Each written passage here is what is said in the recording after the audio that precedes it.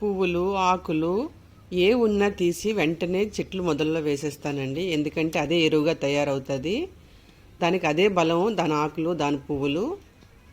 నేను అస్సలు బద్దకించుకున్న ఒంగోని ఎన్ని పడున్న ఆకులు, పువ్వులు వర్షాల వలన నేను రాలేదు మీదకి.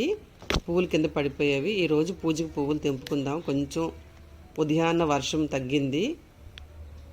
అసలు ఆ మందార పువ్వులు చూస్తే ఆ కలర్ ఎంత బాగుంటుంది కదండి.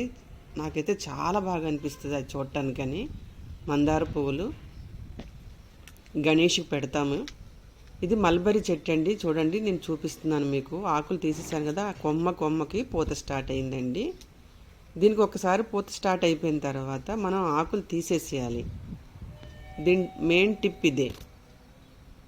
చూడండి, మా కింద గార్డెన్లో పడున్న జామ పళ్ళు కూడా అప్పుడప్పుడు ఒకటి రెండు ఇందులో వేసేస్తుంటాను. ఆ పసుపుగా ఉన్నాయి.